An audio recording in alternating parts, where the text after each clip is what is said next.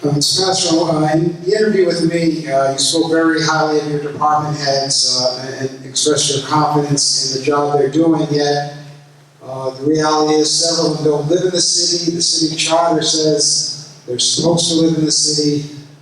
Doesn't this situation have to be reconciled at some point? Well, the only way it will be reconciled is if the City Council appoints a Charter Revision Commission, and that Charter Revision Commission does its job to reconcile conflicting elements of our charter. The charter currently provides the mayor with the executive authority to run the city. I am responsible for the success of this city. And I've made it clear from the very beginning of my term that I will no longer deceive the residents of our community with some sort of charade as to who lives in the city, who doesn't. I lived here my whole life. Department heads never lived in the city because it's impossible to get the talent you need in a lot of cases. Many of my department heads do live in the city, but when I need talent to make this city successful, and we have moved a long way in 4 years, that's the duty I have under the charter that reigns supreme in my mind, and I do hope we clear up this contradiction. Ms. Berrigan, you have 90 seconds for your response.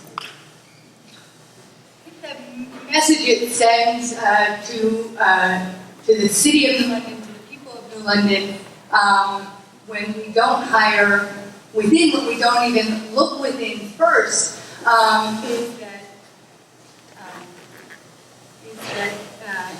sorry, can you hear me now? The message is that we are not smart enough, that we're not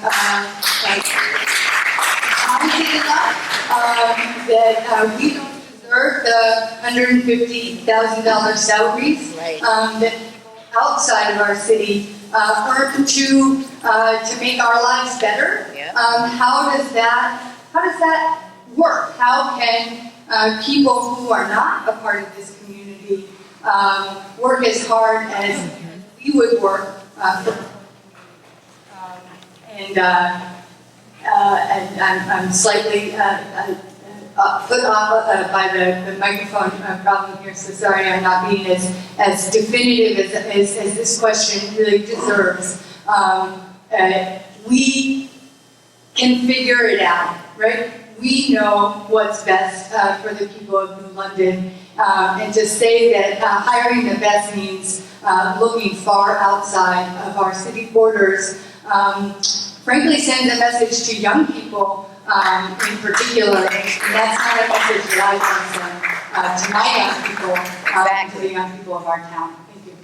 Mr. Passero, you have 30 seconds. So that is not the message we're sending to our town. How many finance directors do you think, municipal finance directors, live in the city of New London and apply for that job?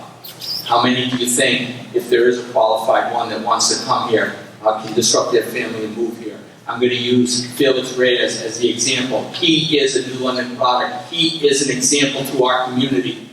He comes back to this city after going out to make his reputation and his name, and he is working diligently. I couldn't think of a harder work for the city, and he's a whaler. And he's just at a point of his life right now where he can't uproot his family, and I will pick that talent. Thank you. Mr. Olson, you have 30 seconds to respond. Thank you. When elected, you take an oath to uphold the law. And in New London, that's the charter and our code of ordinances. And I don't think it's just an elected official, the mayor in particular. You can pick and choose those laws that you like to enforce. Now, we have that provision. The residency is required. And to flaunt that, I think, sends an awful message to the community. Awful. And this is something that could be addressed in city and committee. Thank you. My time is running out. Mr. Olson, you have the first response to the next question for 60 seconds. Before I move on to my next question, I just want to clear up something for the audience.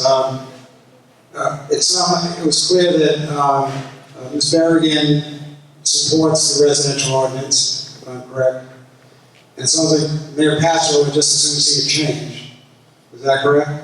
That is correct. But it wasn't clear from Mr. Olson. I didn't get, would you repeal it or would you? I want to see the issue go to referendum through a charter revision commission.